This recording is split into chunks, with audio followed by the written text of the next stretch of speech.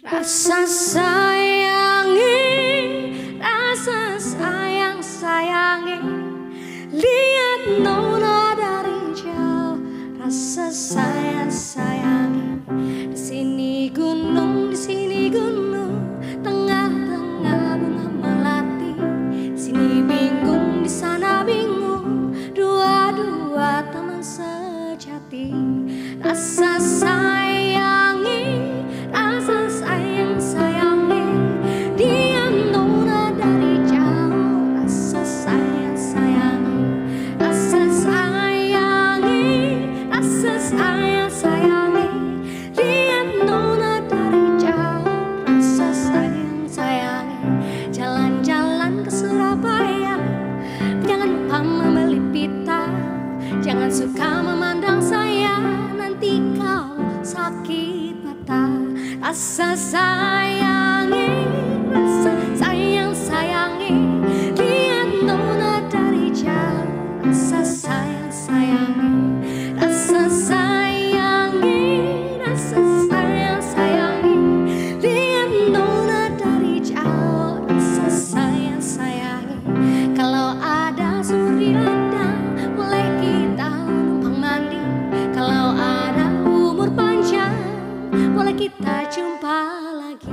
Rasa sayangi, rasa sayang sayangi, lihat nona dari jauh. Rasa sayang sayangi, rasa sayangi, rasa sayang sayangi, lihat nona dari jauh. Rasa sayang sayangi, lihat nona dari jauh. Rasa sayang sayangi, lihat nona dari jauh. Rasa sayang sayangi. Salam jumpa pemirsa di seluruh tanah air. Kembali kami menjumpai Anda melalui acara dialog khusus Indonesia Raya, Jelajah Sains.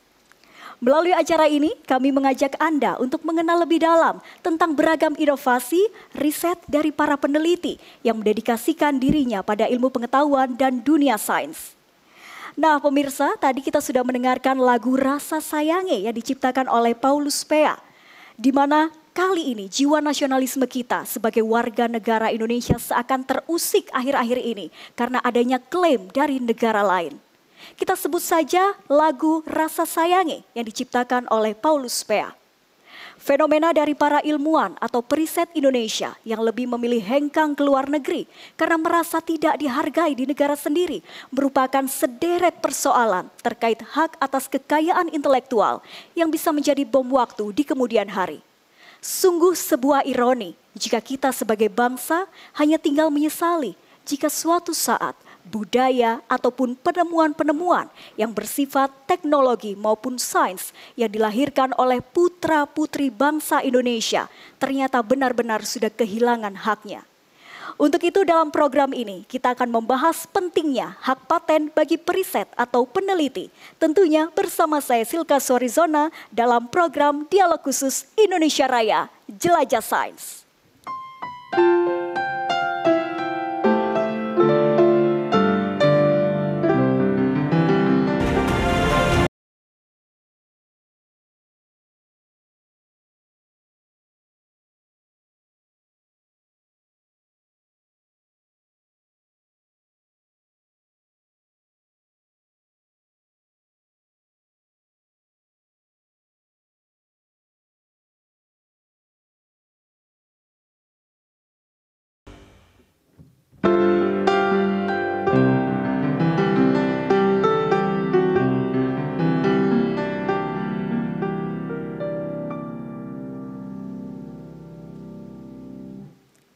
Kembali lagi dalam program Dialog Khusus Indonesia Raya, Jelajah Sains. Luar biasa para pemirsa sekalian, sebelum kita melanjutkan pembahasan dan menghadirkan secara langsung para narasumber, saya ingin menyapa para audiens yang sudah hadir di sini. Tentu saja dari berbagai universitas yang ada di Jakarta. Saya ingin menyapa terlebih dahulu teman-teman dari Universitas Profesor Dr. Mustopo Bragama. Kok lemes sih, mana suaranya yang semangat? Oke, selanjutnya juga ada teman-teman dari Universitas Mercu Buana. Cerah sekali, merah-merah. Dan selanjutnya juga ada teman-teman dari Universitas Tarumanagara. Dan tidak ketinggalan juga ada teman-teman dari Universitas Bayangkara, Jakarta Raya. Baik, saya ucapkan selamat datang kepada para teman-teman mahasiswa, mahasiswi dan juga para dosen yang sudah hadir di sini untuk kita sama-sama berdiskusi secara interaktif terkait pentingnya hak paten bagi periset atau peneliti.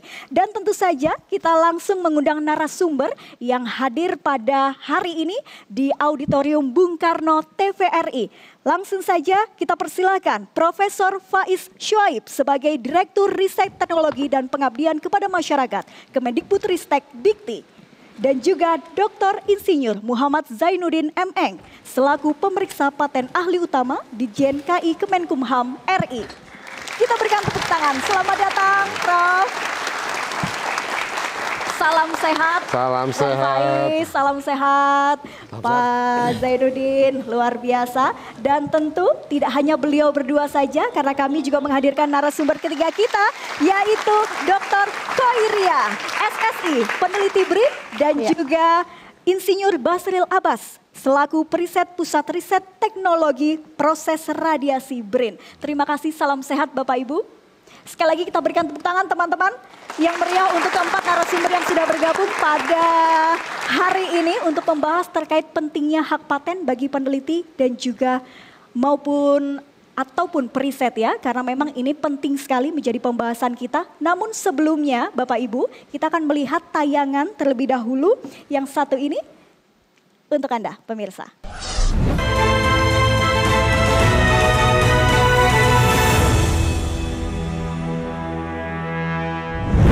Setiap orang memiliki makna cantik sendiri-sendiri. Ada yang berpendapat kalau cantik itu memiliki pesona fisik. Sebagian lagi berpendapat makna cantik itu menjadi diri sendiri dan apa adanya. Serta banyak lagi pendapat lain. Namun untuk menjadi cantik, para wanita biasanya tak lagi menghitung biaya dan harga. Apalagi bagi mereka yang punya. Kosmetik semahal apapun, ada dimanapun. Bahkan, merombak wajah sekalipun bukanlah penghambat dan tak sedikit pula yang melakukan. Namun, bagi Profesor Dr. Yeni Meliana, cantik itu adalah mampu memformulasikan antara intelektual, sains, dan teknologi dengan sumber kekayaan alam Nusantara untuk menjadikan sebuah produk yang membuat para wanita Indonesia menjadi tampil cantik. Sebuah motivasi yang menginspirasi. Sebagai seorang peneliti di pusat riset, profesor muda ini tentu paham betul bagaimana caranya melindungi hasil kekayaan intelektualnya itu. Langkah berikutnya, segera mempatenkan di lembaga berwenang agar hak ciptanya tersebut berlisensi dan terlindungi secara hukum. Latar belakang saya melakukan riset yang berkenaan dengan sistem nano emulsi untuk kosmetik. Karena memang background saya dulu studinya tentang formulasi untuk kosmetik. Jadi dengan adanya sekarang itu diminta kita mengembangkan dari bahan alam Indonesia dengan kekayaan bahan-bahan alam dari herbal. Jadi saya formulasikan background dengan kekayaan alam Indonesia untuk berbagai riset-riset yang berkenaan dengan formulasi kosmetik dengan menggunakan teknologi nano. Motivasi saya ya itu tadi, ingin mengembangkan kosmetik dari bahan alam Indonesia supaya bisa dikenal secara global. Jadi kita bisa memanfaatkan sumber daya alam Indonesia terutama dari tanaman-tanaman yang banyak saya geluti itu supaya lebih dikenal, kemudian juga khasiatnya ternyata banyak sekali dan sangat unik. Dan untuk sekarang trennya itu kan sekarang udah ke arah kosmetik yang lebih ramah lingkungan, lebih nyaman digunakan dan aman untuk manusia dan lingkungan juga. Jadi hasil riset saya penting untuk dipatenkan karena untuk melindungi hasil kerja selama ini riset kan bisa dari 1 tahun 2 tahun, jadi perlu dipatenkan agar tidak mudah ditiru oleh orang lain dan juga dilindungi secara hukum.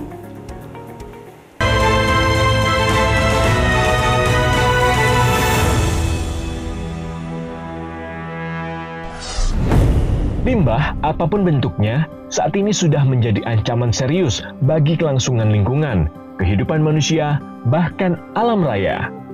Untuk itu, limbah menjadi musuh bersama semua makhluk pengisi bumi, khususnya para penggiat dan pecinta lingkungan hidup. Salah satu limbah yang dekat dan sering bersentuhan dengan kehidupan manusia adalah limbah cair. Baik itu limbah yang dihasilkan atas aktivitas rumah tangga, industri, usaha publik, sentra kuliner, perkantoran, dan lain sebagainya.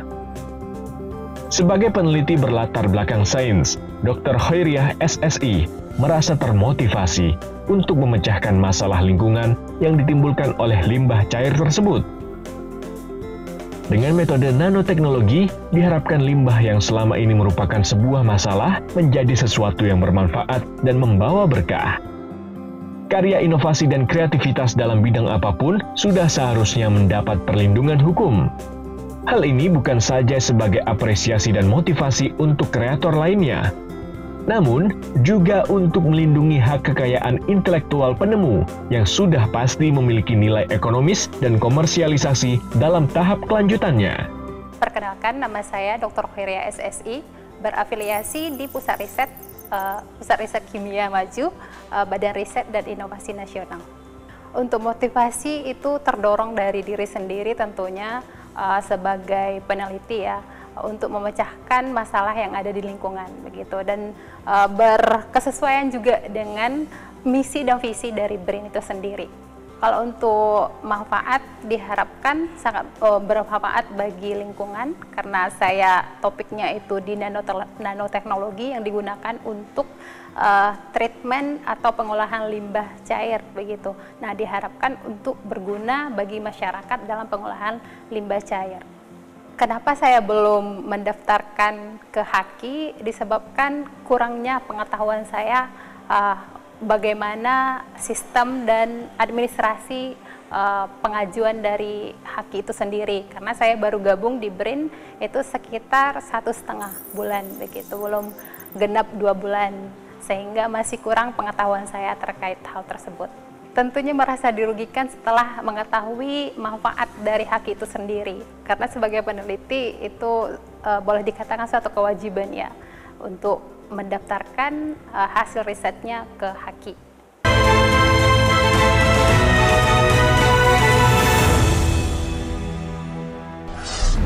Pemirsa, tadi kita sudah menyaksikan 2 tayangan. Yang satu riset terkait dengan kosmetik dari bahan-bahan alami, dan juga yang satunya riset terkait limbah. Nah, sudah ada orangnya juga hadir di sini, Ibu Khairiah. Nanti kita juga akan membahas, melihat bahwa 2 tayangan tadi, yang satu sudah memiliki hak kekayaan intelektual dan satunya belum didaftarkan. Saya ingin tanya terlebih dahulu kepada Ibu Khairiah. Tadi dijelaskan kenapa kemudian belum mendaftarkan, karena masih belum tahu bagaimana prosesnya dan lain sebagainya. Tapi setelah tahu dan melihat, seberapa penting menurut Ibu hak paten bagi periset atau peneliti? Dari yang sudah disampaikan sebelumnya bahwa dan sudah dibaca-baca, sudah didengar-dengar begitu dari dialog Bapak narasumber begitu ya, itu sangat penting, dan saya tentunya termotivasi untuk mendaftarkan invensi yang nantinya dari hasil penelitian saya. Oke, gitu. dan invention menjadi salah satu hal yang wajib ada untuk mendapatkan hak paten. Iya. Kalau Pak Basril melihat sebagai seorang periset juga, melihat hak paten itu sebetulnya apa sih Pak? Kita kan mengenal banyak ya, ada hak merek, hak cipta. Nah, hak paten itu sendiri yang khususnya untuk para periset atau peneliti. Ya, terima kasih. Tentunya hak paten ini penting bagi periset, karena sebetulnya kita itu dapat 2 ya. Satu dapat koin. Ya. Ya, dari riset kita yang kita patenkan itu akan berujung kepada industri.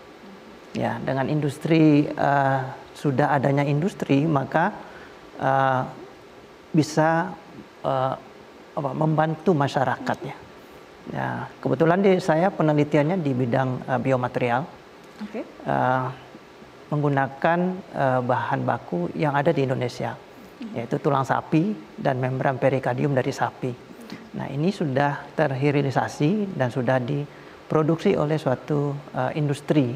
Baik. Nah, ini penting sekali karena harga daripada bahan ini kalau kita import itu mahal sekali. Nah, bisa 10 kalinya dibandingkan dengan kita produksi sendiri. Nah, oleh karena itu kami dari researchernya mendapatkan koin tentunya dari hasil lisensi yang kami peroleh. Oke. Ya. Jadi kaitannya dengan industri juga tentu ini memberikan manfaat tersendiri begitu ya Pak. Betul. Tapi Bapak Ibu sebagai seorang periset begitu melihat ternyata memang sebegitu pentingnya hak paten untuk para peneliti atau periset. Tapi sejauh ini melihat fenomena yang terjadi juga banyak kemudian yang hengkang ke luar negeri karena merasa karyanya atau risetnya tidak diakui atau juga mungkin tidak dihargai. Bagaimana Ibu dan Bapak melihatnya, Ibu Kharira? Itu jadi tidak diakui ya. Itu mungkin kurangnya pemahaman juga terkait jika dia dilakukan di Indonesia dan didaftarkan patennya, ya mungkin dia akan bertahan di sini begitu.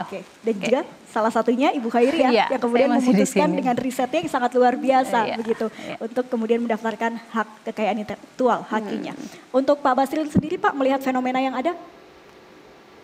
Iya, tergantung daripada kita sebetulnya.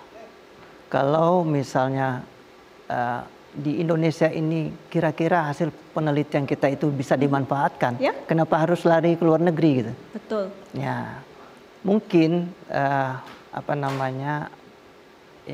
hasil daripada riset itu masih kurang dihargai di Indonesia, ya mungkin dia lari ke luar negeri. Tetapi menurut saya sebetulnya banyak industri yang bisa memanfaatkan hasil-hasil riset kita di sini. Nah, terutama tentunya sebelum kita riset, bagaimana kita mapping dulu. Apakah ada industri nggak kira-kira kalau kita melakukan suatu riset ini? Nah, kalau ada industrinya, kita kerjasama saja dengan industrinya. Oke, baik. Dan juga mungkin ini bisa menjadi motivasi untuk teman-teman mahasiswa semua ya, yang memiliki riset, punya penelitian, jangan khawatir karena kita punya sumber daya alam yang luar biasa. Sumber daya manusianya pun juga luar biasa. Jadi ayo kita para peneliti atau para periset ya, untuk kita harus menyadari bahwa pentingnya akan hak paten. Nah, pemirsa, sebelum kita melanjutkan pembahasan yang semakin seru, nanti juga kita akan tanya langsung kepada Prof. Faiz dan juga Bapak Zainuddin. Tapi jangan kemana-mana, tetaplah bersama kami di Dialog Khusus Indonesia Raya Jelajah Sains.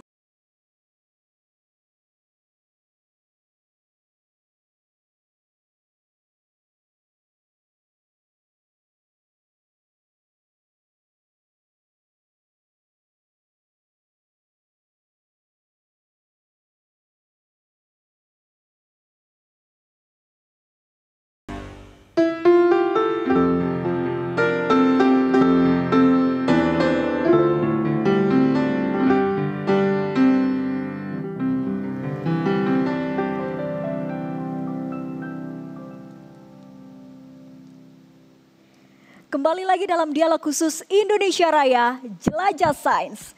Tadi kita sudah membahas terkait apa itu hak paten dan seberapa penting. Dan kita akan melanjutkan perbincangan kita terkait dengan pentingnya hak paten bagi peneliti atau periset. Saya ingin ke Pak Zainuddin terkait pentingnya hak paten bagi peneliti ataupun periset. Tadi sudah dari perspektif periset itu sendiri dijelaskan memang sangat penting. Tapi menurut Bapak sebagai pemeriksa paten ahli utama, seberapa penting hak paten itu? Dan kemudian unsur-unsur apa saja sih Pak yang kemudian dilihat ketika menentukan hak paten suatu karya atau inovasi? Ya, baik. Terima kasih. Ketika bicara KI secara umum, kemudian paten secara khusus, tadi dikatakan seberapa penting. Luar biasa penting. Kebayangkan Bapak Ibu yang telah melakukan suatu riset, segitu banyak effort yang dilakukan, waktu habis, dana luar biasa, tapi ketika menjadi produk atau barang, orang lain boleh gunakan dengan mudahnya. Lalu di mana untungnya kita membuat suatu riset kalau tiba-tiba pada akhirnya semua orang boleh pakai. Nah, itu salah satu dari yang dikatakan seberapa pentingnya hak paten. Makanya ketika mempunyai ide untuk menjadikan suatu barang yang tanda kutip jadi uang atau jadi duit, daftarkan dulu KI-nya, khususnya paten. Itu dari sisi seberapa penting. Tentunya banyak hal yang bisa dilakukan ketika bicara bagaimana paten itu bisa dibuat menjadi penting adalah salah satunya seseorang yang melakukan riset tentunya banyak melakukan suatu penelaahan sebelumnya, ya. Hal-hal yang telah mereka lakukan di belakang atau di latar belakang apa yang dia lakukan tentunya akan dimulai dengan bagian mana sih yang menjadi novelty, bagian mana sih yang akan menjadi suatu kelebihan yang dapat memecahkan masalah. Ya ini masalah teknik ya, bukan masalah yang lain. Nah dari situlah tentunya informasi paten sangat penting bagi para periset, bagi para peneliti untuk dapat diketahui sebelum dia melakukan suatu riset. Karena jangan sampai dia reinventing the wheel. Artinya memulai suatu penelitian yang memang sudah dilakukan oleh orang lain. Jadi sebaiknya kita melakukan penelusuran atau pembuatan inovasi atau invensi dimulai dari sesuatu yang pernah ada, kita lakukan riset sebelumnya, dan itu ada di DJKI khususnya dokumen-dokumen paten yang bisa melakukan mana yang lebih baik, mana yang lebih bisa memecahkan masalah dan sebagainya. Ketika pertanyaannya bagian mana atau hal-hal apa yang harus dilakukan untuk bisa diberi paten, kita hanya memiliki 3. Yang pertama adalah masalah novelty, masalah kebaruan. Belum pernah ada sebelumnya di muka bumi ini. Ya. Makanya berbahagialah Bapak Ibu yang memiliki paten, artinya Bapak Ibu lah yang pertama kali memiliki inovasi ini. Bukan hanya di Indonesia, tapi di muka bumi ini. Yang kedua adalah memiliki langkah inventif. Dapat atau terduga atau tidak dengan invensi sebelumnya. Masalah terduga atau obvious nanti kita akan lebih detail lagi seperti apa. Dan yang ketiga adalah tentunya dapat diterapkan nggak dalam industri.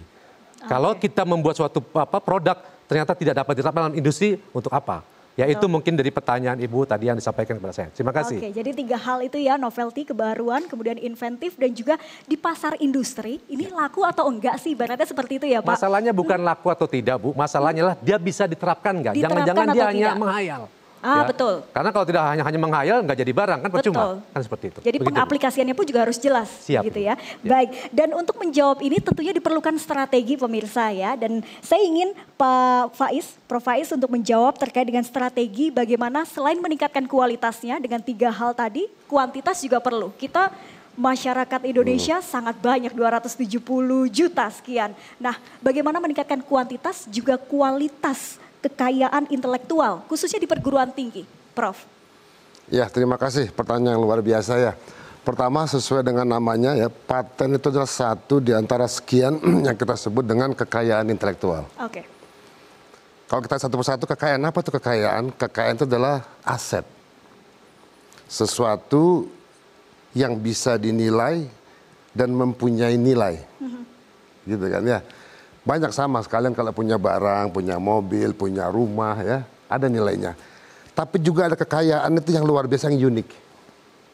Ya, misalnya ada barang-barang langka yang hanya satu-satunya. Maka semakin unik dan nilainya akan semakin tinggi. Lalu ini kekayaan intelektual, misalnya aset intelektual, berarti aset yang dihasilkan karena karya pikir. Semakin unik karya pikirnya, semakin luar biasa. Tadi Pak Zain bilang satu-satu di dunia gitu kan. Ya. Anda punya gagasan yang orang nggak punya. Lalu gagasan itu dituangkan untuk bisa mendatangkan manfaat. Lalu manfaat tadi dimanfaatkan, disebarluaskan. Maka dia sangat unik begitu kan ya. Nah sehingga kekayaan tadi punya nilai yang luar biasa. Lalu bagaimana Anda bisa menghasilkan sesuatu karya intelektual? Tentu harus ada proses intelektualitas untuk itu. Proses intelektualitas itu bagaimana? Ya pertama tentu Anda harus punya ilmunya, harus belajar. Ya. Lalu punya ilmu, lalu berikutnya dengan ilmu tadi, dengan knowledge tadi, Anda akan memahami kausalitas suatu permasalahan. Ya. Dengan memahami kausalitas suatu permasalahan, lalu Anda bisa menawarkan kalau dia potensi, bagaimana potensi bisa berubah menjadi produk. Kalau di situ ada masalah, Anda bisa tawarkan karena tahu kausalitas masalahnya, karena ilmu yang Anda miliki, tentu Anda bisa tawarkan solusi dari masalah tadi. Kan gitu kira-kira ya. Lalu tahap berikutnya, jadi Anda punya ilmu dulu, ilmu dari mana Anda harus belajar. Semakin banyak Anda punya ilmu, maka Anda akan mempunyai semakin banyak reference, pilihan-pilihan untuk mengatasi masalah. Kalau ilmu Anda satu punya pilihan. Ya. Lalu dengan ilmu nggak berhenti di ilmu, ilmu harus diterapkan untuk tadi kan memahami kausalitas sehingga Anda bisa menyelesaikan masalah, mendatangkan solusi. Nah berikut harus dibuktikan ini solusi tidak konseptual saja. Solusi berikutnya bukan solusi buat diri Anda harus terapkan buat orang lain. Nah itulah karya intelektual seperti tadi. Lalu berikutnya bagaimana untuk mendorong itu tadi? Ya pertama kalau kita lihat ya bangsa kita ini Indonesia ini negeri mungkin paling hebat di dunia dengan potensinya. Baik di bawah darat, di permukaan sampai di udaranya. Ya, negeri kita ini luasnya nomor 7 dari 198 negara. Ya. Kalau kita gabungkan laut dengan darat kita hanya ada negara yang lebih luas dari kita. Ya. Darat kita nomor 15 di dunia. Penduduk kita nomor 4 di dunia. Lebih dari itu lagi penduduk produktif kita termasuk yang tertinggi di dunia sekarang. Kita tahu bonus demografi ya. Berarti segala potensi untuk maju itu luar biasa di kita. Lalu untuk itu apa yang harus kita lakukan? Pertama kita harus berangkat dari potensi tadi tidak ada artinya kalau tidak dikonversi menjadi produk. Anda kan belajar, kalau mahasiswa belajar energi potensial ya. Betul. Potensi itu abstrak di atas kertas, nggak ada artinya. Supaya dia bermanfaat maka harus digerakkan, harus dimanfaatkan. Makanya bagaimana potensi tadi harus digali menjadi sesuatu yang bermanfaat. Ya. Kalau potensi masih banyak berarti Anda punya pembanding yang lebih baik dibanding orang lain tuh. Kamu punya mobil, jangan nggak punya mobil. Berarti Anda punya keunggulan komparatif dibanding nggak punya mobil. Berikutnya dengan punya mobil, apa yang Anda hasilkan dibandingkan orang nggak punya mobil. Berarti bagaimana Anda menggunakan potensi tadi untuk memberikan manfaat. Nah untuk itu bagaimana perlu ilmu, perlu pengetahuan di situ. Nah selanjutnya, sekedar mobil untuk berangkat kuliah atau bagaimana? Selanjutnya punya tadi, karena Anda sering punya mobil kan punya biaya tadi. Kalau Anda kreatif, bagaimana mobil tadi memberikan manfaat yang lebih dari sekedar orang lain memanfaatkannya. Ya. Maka perlu kreativitas. Betul. Nah, jadi kalau kita punya sumber daya alam, berikutnya harus kita tunjukkan bahwa sumber daya kita itu lebih dari orang lain, kita tunjukkan efektif dengan punya tadi. Berikutnya dengan kreativitas Anda masuk sesuatu. Maka proses yang kita lakukan seperti itu, kami di Kementerian Pendidikan, Riset dan Kebudayaan ya, terutama di Direktorat Jenderal Dikti, Ristek, kita punya kampus juga luar biasa. Indonesia jumlah kampus kita ini tahu berapa banyaknya? 4.640-an, banyak sekali. Ya. Jumlah mahasiswa kita 9,5 juta, 2 kali penduduk Singapura. Ya. Jumlah dosen dan peneliti kita itu hampir 400.000, sebanyak penduduk Brunei. Ya. Luar biasa banyaknya di kita ini. Dan ini ada potensi intelektual yang luar biasa. Maka Anda harus menggali ilmu, ada kesempatan menggali ilmu. Dari ilmu tadi tidak berhenti sekedar Anda mengetahui sesuatu. Berikutnya bagaimana mendorong dengan ilmunya ini bisa menawarkan solusi. Ya. Kita tidak mungkin menghasilkan solusi tanpa kita mengeksplorasi, itu riset. Ya. Jadi tidak ada inovasi karya intelektual tanpa proses riset. Berikutnya Anda pun tidak bisa melakukan riset kalau Anda tidak memiliki ilmu sebelumnya. Jadi dari ilmu Anda harus mengeksplorasi sehingga ilmu tadi bermanfaat menjadi problem solving. Berikutnya problem solving dibuktikan. Kalau dibuktikan menjadi invensi, dia akan digunakan oleh masyarakat. Ada inovasi, inovasi ini punya value dia, ada nilainya. Nah kalau dia punya value harus dilindungi, kira-kira begitu kan ya. Dilindungi bagaimana? Supaya dia bermanfaat sesuai dengan sebagaimana seharusnya. Bermanfaat bagi mereka yang menghasilkannya, bermanfaat sebagaimana seharusnya. Kira-kira demikian. Jika strategi kita ya tentu tadi kan terus meningkatkan kualitas riset. Ya. Lalu riset yang memberi solusi, kita banyak skema-skema seperti itu ya. Yep. Riset baik itu dari ilmuwan, sebaliknya bagaimana riset tadi bisa kompatibel atau inline dengan kebutuhan dan potensi kita bersama. Betul, jadi strategi dari peningkatan kuantitas maupun kualitas ya. Kita berikan tepuk tangan, luar biasa. Teman-teman di sini juga jadi kayak kuliah ya, supaya tahu nih bagaimana pentingnya hak paten khususnya untuk para peneliti dan juga periset ataupun periset ya. Karena teman-teman juga mungkin sekarang sedang melakukan penelitian dengan para dosennya mungkin atau juga ada Bapak Ibu dosen yang bergabung di sini. Ini bisa juga sebagai upaya atau pengetahuan untuk kita bersama pentingnya hak paten bagi periset atau peneliti. Tadi dikatakan ada unsur-unsurnya, strategi yang dilakukan. Tapi kemudian banyak yang merasa bahwa belum tahu caranya, kesulitan. Nah ini seperti apa Pak Zainuddin? Ya baik, terima kasih.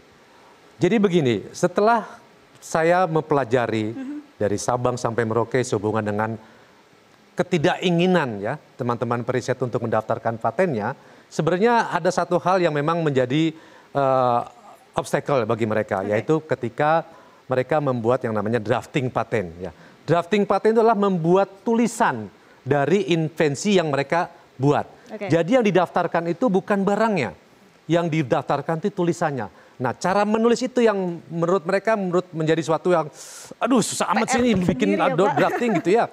Nah, padahal sekarang kami telah melakukan hal-hal yang begitu banyak, bahkan terakhir kami telah melakukan namanya Examiners Goes to Campus ya, artinya untuk memberikan kepada teman-teman peneliti atau teman-teman dosen dan mahasiswa bagaimana membuat drafting yang sangat mudah. Bahkan saya katakan pada mereka, membuat publikasi itu lebih sulit daripada membuat drafting paten. 2 kali, 3 kali lebih sulit bahkan daripada membuat paten. Paten itu sangatlah mudah. Ada template-nya, tinggal isi, kemudian daftar. Seperti itu. Kembali lagi, ini yang memang menjadi keengganan mereka.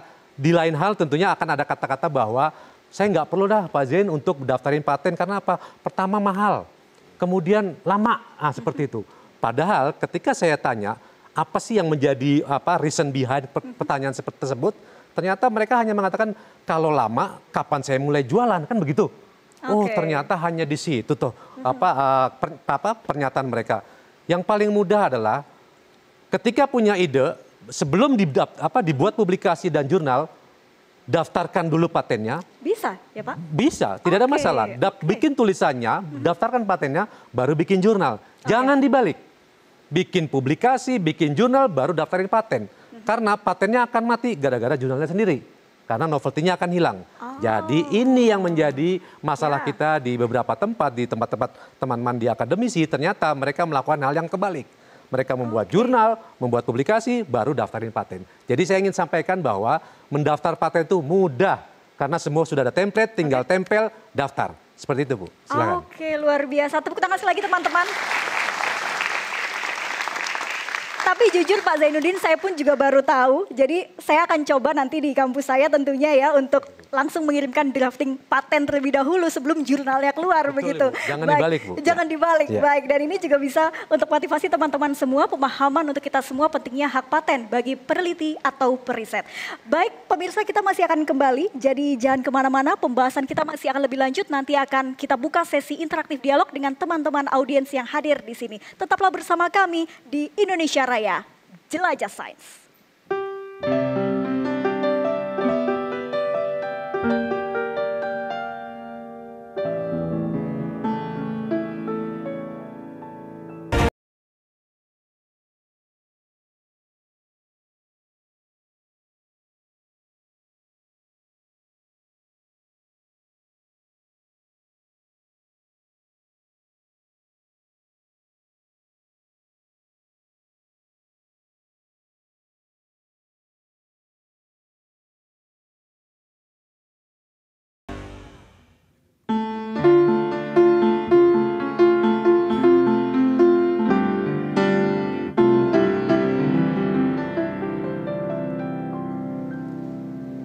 Anda masih bersama kami di Dialog Khusus Indonesia Raya, Jelajah Sains. Kita berikan tepuk tangan teman-teman audiens semuanya.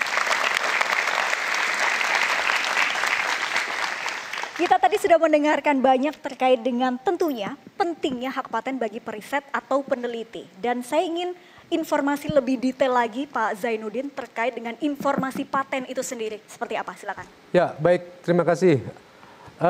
Begini, database kami di Kemenkumham khususnya DJKI luar biasa yang berhubungan dengan informasi teknologi. Ya, jadi membuat seseorang menjadi entrepreneur itu sebenarnya nggak terlalu sulit-sulit amat. Ya, kita punya dokumen-dokumen paten. Ya, orang itu kalau sudah daftar paten pasti sudah konotasinya jadi duit nggak nih, kan begitu. Tidak ada orang yang daftarin paten hanya untuk daftar-daftar, tidak ada. Pasti konotasinya sudah berpikir bagaimana saya bisa mengeksploitasi dan jadi duit atau jadi finance dan sebagainya. Jadi untuk teman-teman atau adik-adik yang memang ingin menjadi entrepreneur secara cepat, gunakan atau sering-sering buka dokumen paten, semuanya ada, from head to toes ya, semua barang tinggal pakai. Kita lihat dia daftar nggak di Indonesia. Kalau tidak daftar, karena sifat paten ada sifatnya teritorial, di mana dia daftar, di situ dilindungi. Kalau dia nggak daftar di Indonesia, kita tinggal pakai. Ya. Bahkan kalau ingin punya paten, tambahin dikit profilnya, tambahin dikit sesuatu yang bisa meningkatkannya, bahkan kita mempunyai paten baru dari yang kita buat tadi. Jadi kembali lagi itu yang saya katakan bahwa untuk membuat seorang entrepreneur sering-sering buka dokumen paten, jualan, begitu. Mungkin itu Bu yang saya katakan pentingnya informasi paten. Terima kasih Pak Zainuddin. Jadi sering-sering buka dokumen paten ya untuk teman-teman, karena menjadi entrepreneur itu sebenarnya tidak sulit kok, mudah, apalagi dengan karya sendiri, apalagi yang punya kebaruan atau novelty tadi ya. Dan kemudian ke Prof Faiz, Prof, menanggapi kaitannya. Nah, dengan kemudian di industri juga di para peneliti atau periset yang ada di kampus-kampus, ini seperti apa Prof kemudian untuk menggabungkan keduanya, mengkolaborasikan untuk kita bisa meningkatkan nih dalam hal ini? Baik, industri ya, kalau kita bicara industri itu kan kata kuncinya efisiensi. Yes. Ya, untuk efisiensi itu dua yang harus dilakukan. Pertama, how to manage the resource, management. Yang kedua adalah teknologi, ya, how to face the problem, ya, how to overcome the goal, itu kan teknologi. Ada dua intinya. Dan untuk keduanya ini adalah ya tadi karya intelektual. Bagaimana metodologi mengelola, bagaimana teknologi dihasilkan, itulah makanya tidak ada industri tanpa teknologi, tidak ada teknologi tanpa inovasi, tidak ada inovasi tanpa riset gitu kira-kira. Gitu kan ya. Jadi siapa yang menguasai teknologi, dia akan menguasai industri. Dengan menguasai industri, maka efisiensi produksi akan semakin baik, maka dia punya daya competitiveness. Karena semakin efisien, semakin efektif, dia akan semakin murah cost-nya. Sehingga akan semakin tinggi lagi. Lalu ada challenge baru lagi, perlu teknologi lagi, perlu inovasi dan seterusnya. Nah oleh karena itu, karena kuncinya teknologi, maka semakin maju, semakin unik suatu teknologi, semakin tinggi value-nya. Maka itu harus dilindungi karya itu tadi. Oleh karena itu kalau kita mau maju, nggak ada jalan lain tadi kan. Memang bagaimana kita mengeksplor apa yang kita miliki dengan ilmu pengetahuan dan teknologi. Lalu yang kedua, industri kita juga harus berkembang dari apa yang kita miliki. Jembatan tadi kan, bagaimana riset dan teknologi. Jadi artinya apa? Riset dari kampus juga harus bisa menawarkan, dari peneliti bisa menawarkan bagaimana potensi yang kita miliki tadi, itulah menjadi potensi industri. Sebaliknya industri kita yang dikembangkan jangan mencari dari orang lain dulu, mencari dari apa yang kita miliki. Nah sehingga kampus menservis kebutuhan industri, demikian sebaliknya. Jadi kampus menservis apa yang dibutuhkan masyarakat, lalu industri pun harus menjemput apa yang bisa dihasilkan oleh para peneliti. Kira-kira demikian. Itu dia kuncinya. Baik, terima kasih Prof. Kita akan membuka sesi interaktif ya dengan teman-teman audiens. Supaya lebih semangat, saya ingin teman-teman untuk bisa berinteraktif, bisa tanya apapun terkait dengan pentingnya hak paten bagi periset atau peneliti. Siapa yang mau bertanya? Angkat tangan? Oke. Dari Mustafa Beragama, silakan. Baik, terima kasih atas kesempatannya. Perkenalkan, nama saya Muhammad Argia Putra dari Universitas Profesor Dr. Mustopo Beragama. Di sini saya punya pertanyaan untuk para narasumber, yang dimana kita tahu sekarang ini udah masuk ke era digital semuanya. Nah, menurut Bapak atau Ibu di sini, itu lebih mudah melindungi karya kita di era digital ini atau di era sebelumnya? Terima kasih. Oke, terima kasih. Kita beri tepuk tangan dong untuk teman kita dari Profesor Dr. Mustopo Beragama. Mungkin langsung ditanggapi Pak Zainuddin di era digitalisasi ini seperti apa? Terima kasih Pak Dek Muhammad ya. Panggilnya Dek nih. Jadi begini, kebayang ya sebelum era digital, sebelum kita menggunakan IT sebagai suatu pemecah masalah di bidang teknologi, kalau daftar paten itu harus datang ke DJKI atau kanwil-kanwil yang ada di provinsi-provinsi di daerah kita. Jadi kebayang, sebegitu sulitnya mereka harus mendaftarkan paten, daftar bawa barangnya, ya bawa dokumennya gitu, kemudian ke loket gitu, kemudian bayar ke bank seperti itu. Tapi sekarang dengan era digital semuanya serba mudah. Teman-teman peneliti atau periset tinggal membuat akun. Siapapun boleh bikin akun. Itu masalahnya. Semua bisa bikin akun, kemudian drafting paten yang telah kita buat tadi, masukkan ke akun tersebut atau yang sudah menjadi website kami, ya sudah selesai, case close. Tentunya dengan membayar ya. Sekali lagi, membayar pun murah ternyata ya. Kalau di-compare dengan apa yang akan kita dapatkan nanti, itu sangat luar biasa murahnya. Ingat, paten itu ada dua, paten sederhana dan paten yang biasa. Yang sederhana itu 10 tahun. Dari Sabang sampai Merauke selama 10 tahun hanya Bapak Ibu lah yang menggunakan itu. Kebayang, masa nggak jadi apa-apa sih? Nah seperti itu ya, apalagi yang 20 tahun tadi. Jadi kembali lagi, sekarang pastinya lebih mudah dengan era digital. Begitu, terima kasih. Tapi saya ingin tanya ke Pak Basril, betulkah begitu Pak? Apakah mencoba dengan saat itu dengan akun mendaftarnya? Atau sudah bertahun-tahun yang lalu, tidak saat digitalisasi ini? Sudah digitalisasi ya. Ya jadi kami itu karena kami di bawah naungan suatu lembaga ya. Jadi lembaga yang akan daftarkan. Jadi kami ini hanya membuat dokumennya saja. Wah, jadi lebih mudah lagi nih ya. Baik, luar biasa dengan transformasi digital yang ada, semua sektor, kemudian kementerian lembaga sudah menggunakan itu. Dan ini mempermudah sekali khususnya bagi periset atau peneliti untuk mendapatkan hak patennya. Baik, saya ingin membuka pertanyaan lagi untuk teman-teman yang sebelah sana dong. Siapa yang ingin bertanya? Silakan. Oke, yang kuning terlebih dahulu deh, silakan. Ya, pertama-tama saya ucapkan terima kasih atas kesempatan yang telah diberikan kepada saya. Mohon izin kepada Bapak Ibu narasumber. Perkenalkan, nama saya Afita Mehansari dari Universitas Bhayangkara Jakarta Raya. Sebelumnya tadi sudah sama-sama kita simak ya penjelasan dari Bapak Ibu peneliti dan periset tentang seberapa pentingnya hak paten gitu. Nah, hal yang ingin saya tanyakan adalah apakah hak paten itu benar-benar dapat menjamin bisa untuk melindungi hasil penelitian? Lalu bagaimanakah cara kerja dari hak paten itu sendiri Bapak Ibu bisa melindungi hasil kekayaan intelektual yang sudah dipatenkan gitu. Terima kasih.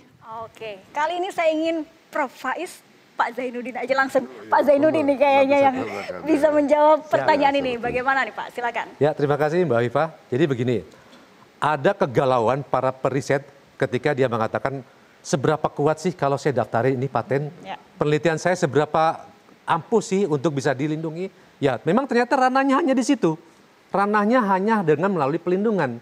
Percuma kita melakukan suatu riset dengan effort yang tadi saya katakan luar biasa, habis waktu, habis uang dan sebagainya, tapi ketika di launch ke luar atau ke umum atau ke masyarakat, ternyata ada orang yang meniru. Dasar apa kita untuk melarang mereka untuk mengatakan, hey jangan menggunakan ini, dasarnya apa?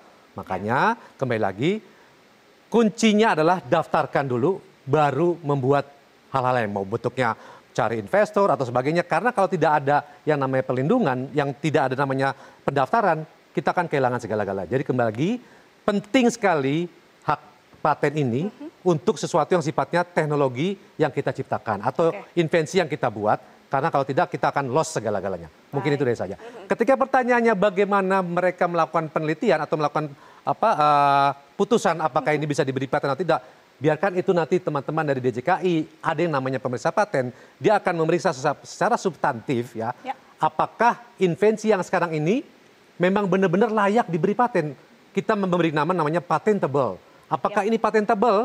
Nah, biarkan nanti teman-teman pemeriksa paten akan mereview ini, invensi yang Bapak Ibu buat bisa diberi paten atau tidak. Mungkin itu dari saya. Baik, jadi jangan khawatir ya, dengan memiliki hak paten itu kita bisa mendapatkan manfaat yang luar biasa tentunya, dan kita tidak akan kehilangan terkait dengan inovasi yang kita buat atau invention yang kita buat.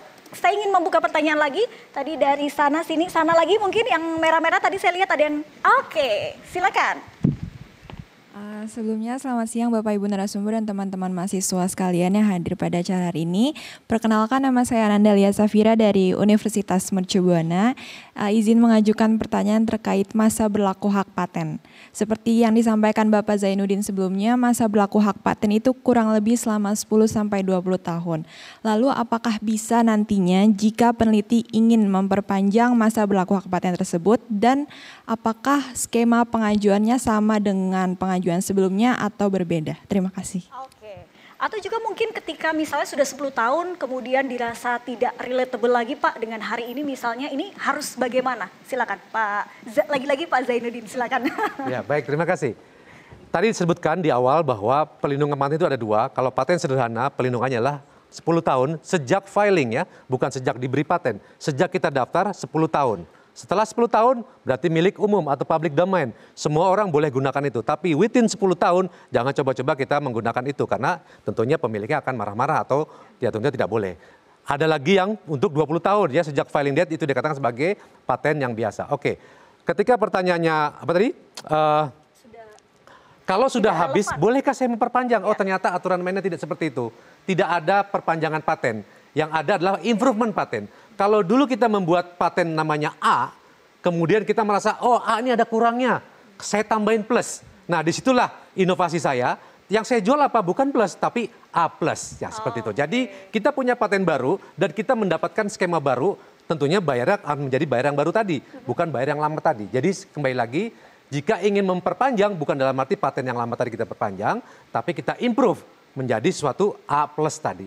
Caranya sama seperti yang semula. Mungkin itu. Oke, jadi tentunya setiap tahun, apalagi 10 tahun, 20 tahun, pasti ada suatu yang baru begitu ya Pak? Apalagi dengan perkembangan zaman. Bukan tahunan, inovasi itu ukurannya bulanan. Ya. Nah, bahkan itu mingguan. dia. Sekarang ada apalagi? yang begini, kemudian ada begini, besok tiba-tiba ada HP yang begini, nah terus. Jadi ketinggalan terus. Ya, pasti nanti akan ada kebaruan dari inovasi-inovasi yang telah ada itu. Satu lagi mungkin ya pertanyaan dari Tarumanagara ini belum nanya. Oke, silakan. Baik, terima kasih atas kesempatannya. Izin bertanya Bapak Ibu, sebelumnya perkenalkan saya Vivianesi dari Universitas Tarumanagara. Izin bertanya Bapak Ibu terkait pendaftaran hak paten. Apabila peneliti ingin mendaftarkan hak paten penelitiannya, apakah langsung didaftarkan di Indonesia saja ataukah harus ke luar negeri juga? Dan jika tidak, bagaimana dengan BRIN itu sendiri? Apakah cukup di Indonesia saja atau di luar negeri juga? Terima kasih. Oke. Pak Zainuddin, silakan. Ya. Baik ya, paten itu sifatnya teritorial, di mana dia daftar, disitulah perlindungannya ada. Jadi nggak ada tuh, paten didaftar di Indonesia, wah di mana-mana negara dilindungi, tidak ada. Ya. Jadi kembali ke pertanyaan tadi, kalau saya mau mendapat perlindungan di Malaysia, saya harus daftar ke Malaysia.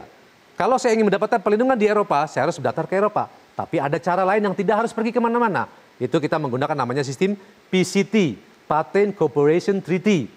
Sifatnya hanya sebagai filing. Seolah-olah saya daftar di mana-mana, padahal saya hanya daftar di Indonesia. Jadi ya tentunya ada berbayar ya. Jadi kalau daftar di Indonesia, saya pengen dilindungi di Jepang, pengen dilindungi di Korea, pengen dilindungi di Selandia Baru. Hanya daftar di Indonesia, tapi seolah-olah saya daftar di mana-mana.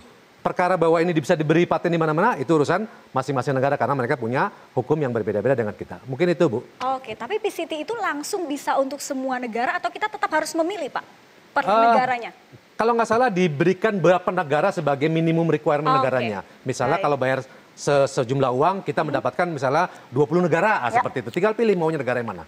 Begitu, Bu. Oke, baik, terima kasih. Kita berikan tepuk tangan untuk kita semua, Bapak Ibu narasumber, juga teman-teman audiens yang hadir di sini dan juga semangat sekali untuk menanyakan terkait dengan pentingnya hak paten bagi periset atau peneliti. Kita masih akan kembali, tapi terimalah persembahan dari kami, dari Agnes Kaunang, My Way.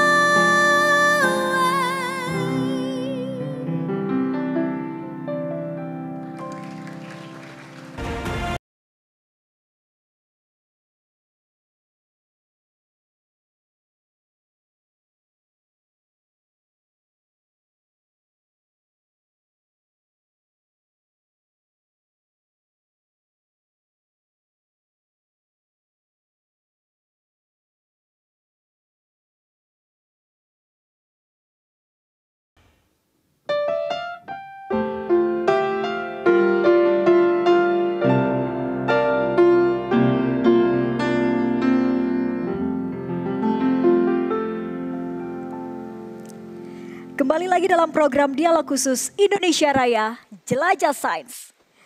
Kami masih membuka interaktif untuk teman-teman mahasiswa, para audiens yang hadir pada hari ini.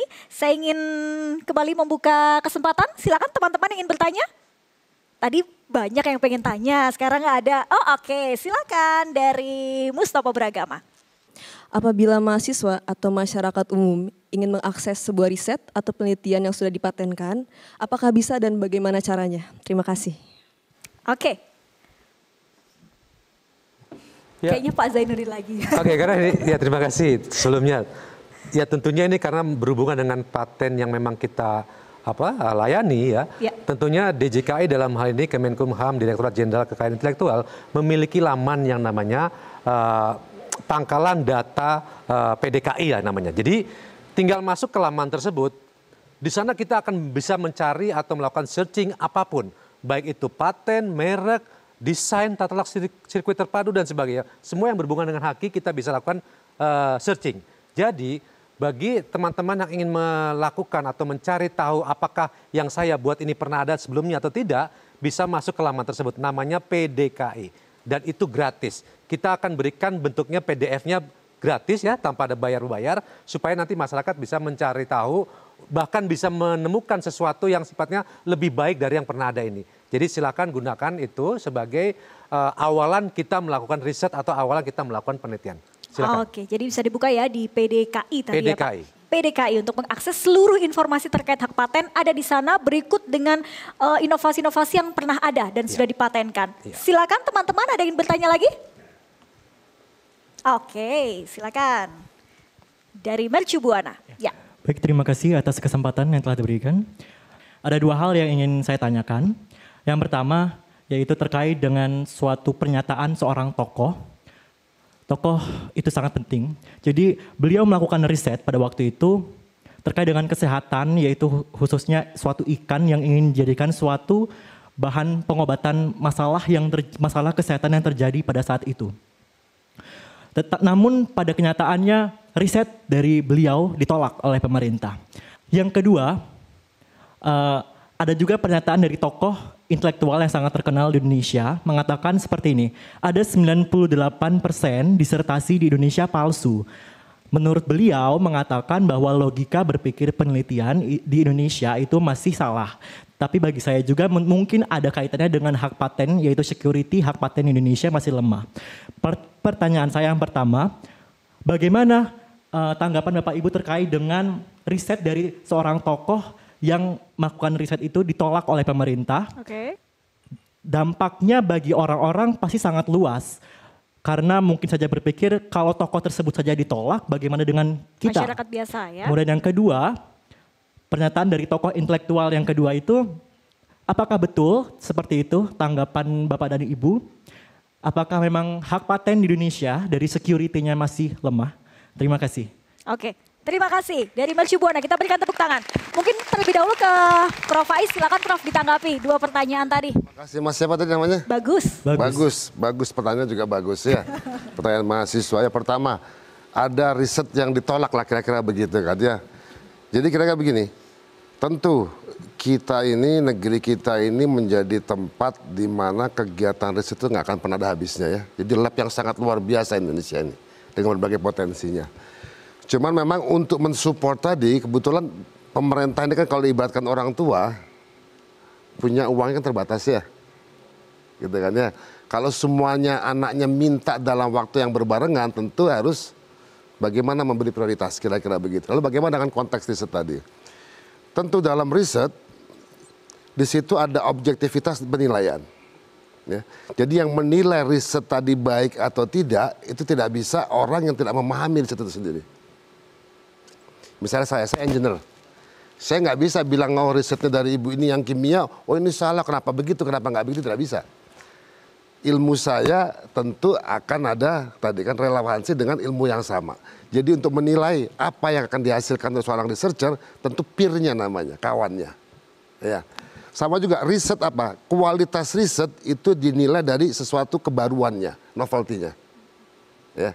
Semakin dia baru berarti unik, belum ada yang lainnya. Dia semakin tinggi nilainya. Bukan banyak orang mau, bukan itu. Kalau Anda bicara produksi, banyak orang mau, banyak market kita buat. Tapi kalau riset tidak demikian. Semakin dia baru, boleh jadi sekarang bermanfaat nih. Tapi 10, 20, 30 bermanfaat. Tapi karena dia unik. Jadi cari kualitas riset dari unik. Lalu bagaimana mengenali uniqueness tadi? Orang yang paham riset itu. Jadi kalau di bidang saya, kawan-kawan saya yang tahu. Yang saya lakukan ini betul unik, tidak, baik atau tidak bisa orang yang menilai saya. Itu satu, ya. Nah itu satu pertama. Jadi boleh jadi, tadi tidak masuk dalam peer review-nya yang dianggap baik, mungkin yang lain dianggap baru, sudah ada yang lainnya, itu satu. Lalu yang kedua mungkin keterbatasan yang lain, pembiayaan gitu kan ya. Oh misalnya orang tua saya punya uang ini cuma 1 juta. Anak saya ingin sekolah tempat yang baik betul, tapi butuh 10 juta kan nggak bisa tercapai itu, walaupun saya tahu itu bagus. Karena uang saya terbatas, terpaksa saya berikan kepada yang lain, yang kuliahnya hanya 1 juta. Kira-kira begitu, make sense ya. Mungkin risetnya bagus, tapi luar biasa, kita nggak bisa biayain nih. Berikutnya harusnya researcher punya kreativitas. Sumber riset kita memang formal sedikit pemerintah ya. Karena kita banyak yang lain, tetapi sebetulnya ada sumber-sumber riset yang lainnya. Kalau dia sesuatu yang baik, yang potensial, yang nantinya akan paten bebas segala macam, pasti banyak orang akan mensupport dia. Banyak di mana-mana ya. Sama nanti mungkin juga data paten itu di kita, justru banyak orang luar negeri yang mencari paten dalam negeri dibanding orang kita sendiri. Ya 80% paten kita tuh orang negeri daftar ke kita. Ya, karena begitu hebatnya Indonesia ini. Baik. Ya gitu kira-kira. Lalu yang kedua tadi tentang plagiasi. Saya kira nggak demikian ya. Saya kira tidak demikian ya. Jadi plagiasi itu ada dasarnya juga. Ada dasarnya. Kalau dibilang riset palsu, tidak ada riset yang palsu ya. Cuman bagaimana kualitasnya. Kualitas semakin baru, semakin baik. Maka sekarang PR kita bagaimana sama-sama yuk. Riset diperlukan. Tanpa riset tidak mungkin kita menemukan sesuatu yang baru. Tanpa kita memiliki sesuatu yang baru, tidak mungkin kita bisa berkompetisi dengan orang lain. Ya, oleh karena itu kita mulai dengan riset, kita perbaiki terus kualitasnya. Kualitas riset itu apa? Tadi kan sesuatu yang baru, tidak cukup baru dia bermanfaat. Tidak cukup bermanfaat, manfaat tadi memberi nilai kemanfaatan kembali. Terus berkembang dan seterusnya. Gitu bagus ya, menjawab ya. Baik, terima kasih Prof. Bapak Ibu ada yang ingin menambahkan terkait dengan pernyataan atau pertanyaan dari Bagus? Cukup ya? Baik. Tadi sudah dijawab oleh Prof. Faiz terkait dengan tadi riset yang kemudian ditolak ya karena alasan-alasan yang tentunya make sense secara objektif, tentunya penelitian itu sudah dilihat secara betul, secara objektif, terkait juga plagiasi. Teman-teman ada yang mahasiswa semester akhir? Kayaknya maba-maba semua ini ya. Nanti di semester akhir pasti ada cek plagiasi. Nah, jadi ini untuk sebagai upaya juga untuk penelitian kita, skripsi dan lain sebagainya itu bebas dari plagiasi. Dan ini menjadi tanggung jawab kita bersama. Bukan hanya pemerintah, tapi kita bersama. Tidak juga hanya perguruan tinggi. Oke, kita kembali membuka sesi pertanyaan. Dari sini deh, belum ada yang nanya. Oke, silakan. Baik, terima kasih atas kesempatannya. Izin bertanya kepada Prof, Bapak Ibu sebagai narasumber. Perkenalkan saya King William dari Universitas Tarumanagara. Izin menanyakan terkait dengan halnya praktek yang terjadi. Seperti bagaimana, apakah sebagai beberapa contoh kasus yang diberikan oleh Bapak Ibu yang merupakan yang sudah dipatenkan. Dan ada nggak sih produk unggulan sekiranya dari BRIN ini sendiri? Sekian dan terima kasih. Oke, terima kasih William dari Tarumanagara. Kita beri tepuk tangan. Mungkin saya ingin Ibu Khairia dan juga Pak Basril untuk menjawab terkait dengan penemuan-penemuan atau inovasi yang ada di BRIN atau juga penelitian atau riset dari Bapak Ibu sendiri. Mungkin dari Ibu Khairia terlebih dahulu. Baik, terima kasih atas pertanyaannya. Yang terkait produk yang sudah dipatenkan itu salah satunya tadi ada tayangan intro ya. Itu dari Ibu Profesor Meli ya. Itu otomatis sudah banyak beliau patenkan hasil invensinya begitu. Dan sepengetahuan saya juga itu dari bidang nuklir ya. Digunakan untuk dalam kesehatan gitu. Nah, dan untuk lengkapnya mungkin William bisa ke website BRIN untuk melihat produk-produk yang benar yang sudah ditemukan oleh peneliti BRIN. Jadi riset-risetnya lengkap di sana ya di website dari BRIN itu sendiri. Tapi Pak Basril mungkin ada produk unggulan atau juga mungkin hasil riset dari Pak Basril sendiri yang menjadi unggulan di BRIN. Oke. Jadi makasih William. Jadi kalau kita melihat dari sisi peneliti di BRIN itu ada kewajiban kita untuk yang pertama membuat paten, yang kedua membuat tulisan. Ada 2 ya. Nah, setiap penelitian itu harus 2 itu ada. Jadi kalau 3.000 orang periset saja, berarti 3.000 yang bisa kita dapatkan dari patennya, dari tulisannya. Itu dari segi itu ya. Nah, kemudian tadi minta contohnya dari saya saja. Ya, saya punya 2 paten, kemudian sudah dilisensikan. Patennya itu menyangkut untuk kesehatan. Yang pertama adalah bone graft yang digunakan untuk penambal ya, atau pengisi suatu defek dari tulang. Nah, kemudian satu lagi adalah membran perikardium, itu untuk di kedokteran gigi banyak digunakan. Nah, ini sudah ada yang membuat ya. Jadi ini sudah dilisensikan. Sudah lisensi artinya sudah ada duit itu. Saya juga sudah dapat duit banyak gitu.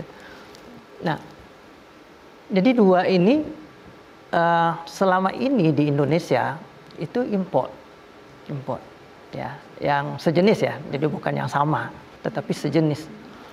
Itu import.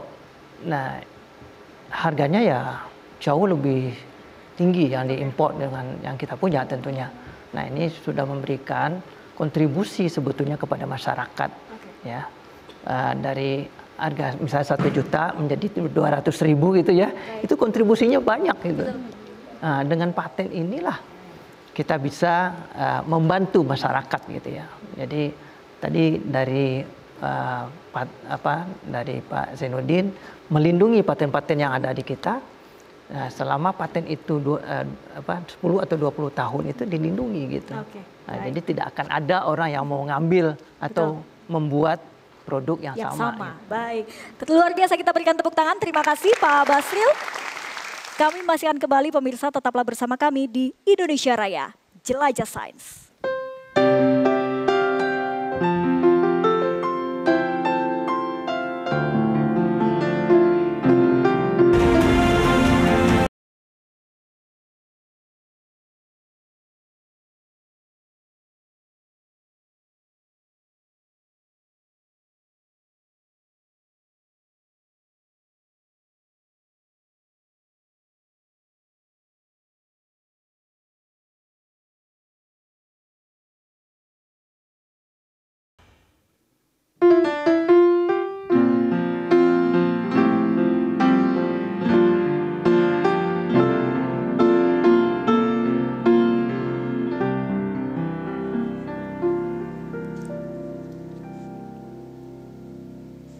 Kembali lagi dalam dialog khusus Indonesia Raya, Jelajah Sains. Tadi kita sudah mendengarkan beberapa teman-teman dari universitas bertanya secara langsung kepada para narasumber. Tadi sudah dua. Ternyata masih ada satu lagi yang tadi protes. Kok saya cuma 1 dari Universitas Bhayangkara Jakarta Raya? Masih ada yang tanya ya? Silakan, saya persilakan. Yuk, bisa. Disampaikan pertanyaannya. Sebelumnya saya ucapkan terima kasih kepada Bapak Profesor dan Ibu Profesor. Perkenalkan, nama saya Wildan Ryan Ilham dari Universitas Bhayangkara Jakarta Raya. Seperti yang kita ketahui bahwa ada beberapa penelitian, ada beberapa peneliti yang melakukan penelitian secara individu dan juga berkelompok. Nah, pertanyaan saya, apakah ada perbedaan hak cipta untuk para peneliti yang melakukan penelitiannya secara individu dan berkelompok? Terima kasih. Terima kasih. Itu saja pertanyaannya. Baik, mungkin bisa langsung ditanggapi Pak Zainuddin. Ya, baik, dalam rangka mendaftar, semua orang boleh daftar. Oke. Pemilik paten kadang-kadang juga pemohon paten. Misalnya saya seorang dosen, kemudian saya diberi biaya oleh universitas untuk melakukan suatu riset. Ketika jadi produk, nanti ini milik siapa? Ternyata undang-undangnya mengatakan ini milik adalah universitas tersebut. Jadi pemilik paten adalah yang memberikan pekerjaan kecuali diperjanjikan lain. Jadi kalau saya sebagai individu mendaftar ya atas nama saya. Kalau saya diberi dana atau dana riset dari suatu tempat misalnya universitas, ketika terjadi riset nanti patennya milik siapa? Milik universitas. Saya akan memberikan surat pengalian hak saya sebagai inventor memberikan pengalihan haknya kepada universitas. Jadi nanti pemilik patennya adalah universitas. Lalu saya dapat apa? Saya dapat yang namanya royalti dari si universitas tersebut. Jadi begitu cara mainnya, bahwa beda dengan individu dan tadi kelompok adalah masalah pemohonnya saja. Masalah hasilnya sama saja, benarnya dia juga. Gitu. Jadi kepemilikan yang berbeda. Mungkin itu jawaban dari saya. Oke, cukup jelas ya. Baik, itu tadi pertanyaan-pertanyaan dari teman-teman audiens. Kita berikan tepuk tangan untuk para audiens yang hadir pada hari ini. Luar biasa semangatnya terkait dengan pemahaman kita bersama ya, pentingnya hak paten bagi periset atau peneliti. Tidak terasa, Prof, Bapak Ibu, kita sudah di penghujung acara dengan tema kita yang sangat penting dan tentunya menjadikan pemahaman untuk banyak masyarakat, banyak peneliti, periset tentang pentingnya hak paten. Saya ingin memberikan kesempatan untuk bisa memberikan kesimpulan atau apa arahan atau yang ingin disampaikan, tips mungkin dan lain sebagainya kepada pemirsa dan juga seluruh para peneliti atau periset. Saya mulai dari Pak Basril terlebih dahulu, silakan. Ya. Jadi paten itu penting bagi periset karena melindungi apa yang sudah diriset sama peneliti itu sendiri. Ya. Jadi kalau kita mempunyai suatu gagasan, tadi sudah disampaikan oleh Pak Zainuddin, gagasan itu yang harus kita lindungi. Itu yang pertama dulu. Jadi jangan sampai gagasan kita dicaplok oleh orang lain. Jadi secepat mungkin kita harus mematenkan gagasan kita itu. Demikian. Oke, baik. Secepat mungkin kita harus mematenkan karya atau inovasi kita. Kita berikan tepuk tangan. Selanjutnya Ibu Khairia yang ingin disampaikan. Oke, ya, paten itu sangat penting, ya, terutama bagi bagi kita ya. Ini karena narasumber juga dari peneliti dan dosen, kemudian juga pemirsa ini dari mahasiswa yang nantinya akan meneliti di tugas akhirnya. Mungkin itu juga jadi catatan bahwa dari ilmu yang kita dapatkan hari ini belajar banyak terkait bagaimana manajemen dari pendaftaran KI itu sendiri atau paten begitu. Baik, dan kali ini langsung nanti akan didaftarkan hak patennya ya Bu Khairia untuk produknya yang tadi kita lihat di tayangan sangat luar biasa. Sukses selalu Ibu. Baik, Pak Zainuddin silakan Pak, kesimpulan yang bisa diberikan untuk hari ini. Ya baik, jadi jelas setelah ulasan tadi yang kita berikan di awal dan hingga akhir, paten itu memang sangat penting ya. Kalau saya konteksnya bicara KI, khususnya paten, bicara bisnis. Jadi jika kita berpikir bahwa sesuatu produk yang kita buat nanti jadi uang, jadi bisnis, otak pertama yang harus kita tuangkan adalah daftarkan patennya. Jangan ragu daftarkan paten karena walaupun jika kita tidak punya paten, barang kita semua orang boleh gunakan, kita akan kehilangan segala-galanya dalam artian apa yang telah kita keluarkan tidak bermanfaat apapun. Mungkin itu dari saya Bu. Baik, terima kasih. Kita berikan tepuk tangan Bapak Ibu. Jadi hak paten sangat penting, juga tadi menyinggung pernyataan dari Prof ya bahwa teknologi tanpa industri tidak bisa, industri tanpa teknologi pun juga tidak bisa. Silakan Prof untuk kesimpulan yang bisa diberikan dari diskusi kita hari ini. Baik, terima kasih. Pertama tadi sesuai dengan judulnya pentingnya paten bagi para peneliti. Penting tidak ya penting gitu kan ya. Paten itu apa? Paten itu adalah hak eksklusif, pelindungan hak eksklusif yang diberikan oleh negara bagi penemu atau bagi penemuan atas manfaatnya. Ya. Oleh karena itu apabila tadi kan hak kita ingin dilindungi, seberapa besar kita ingin melindungi tentu tergantung semahal apa, sebesar apa nilai dari sesuatu yang mau kita lindungi tadi. Oleh karena itu memang hak paten itu penting, yang lebih penting bagi peneliti bagaimana kita menghasilkan karya-karya intelektual yang mempunyai nilai yang tinggi. Sehingga banyak orang yang memerlukannya, maka kita perlu memberikan hak. Kalau banyak orang memerlukannya, maka nilai semakin tinggi, nilai manfaat semakin tinggi. Dan sudah sepatutnya itu akan kembali kepada mereka-mereka yang menghasilkan karya bernilai tinggi tadi. Itu satu. Lalu yang kedua, ya tentunya untuk bisa menghasilkan itu semua, maka hulu dari itu semua adalah riset. Kita harus bereksplorasi, riset sesuai dengan potensi yang kita miliki. Lalu dimanapun kalau ada potensi, pasti ada constraint itu. Ya. Maka bagaimana kita menggali potensi, mengatasi constraint dengan riset. Sehingga bisa menghasilkan solusi, bisa menghasilkan manfaat.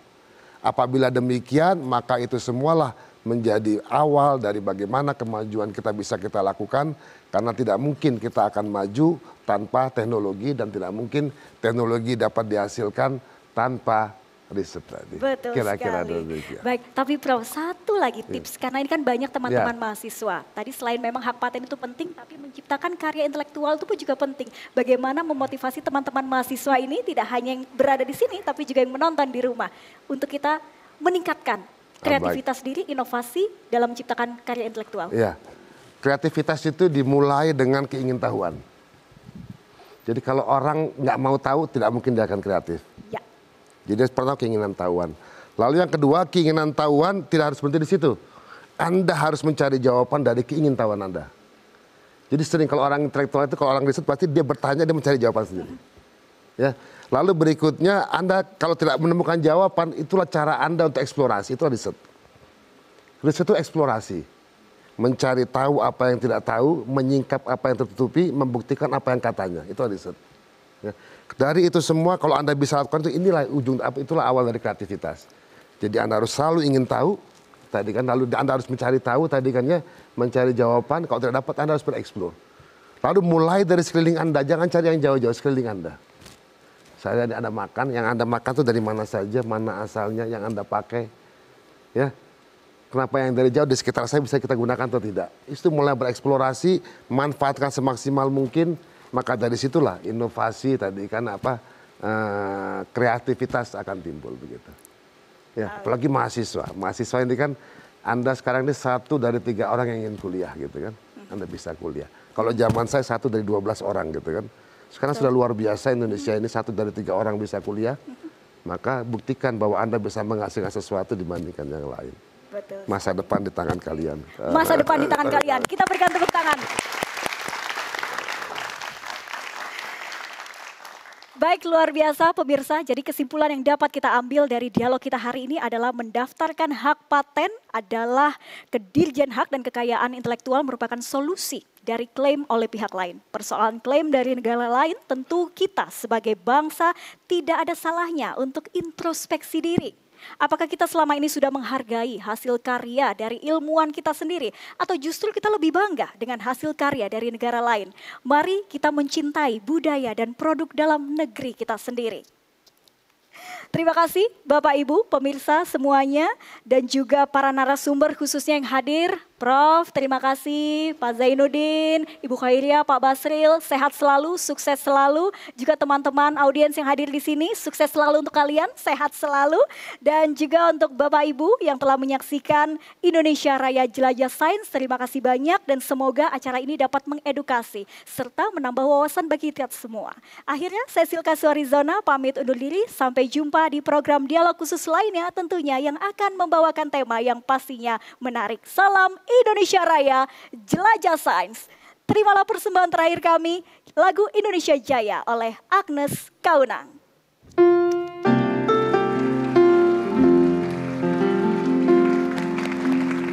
Hari-hari terus berlalu, tiada pernah berhenti. Seribu bintang jalan berliku, bukan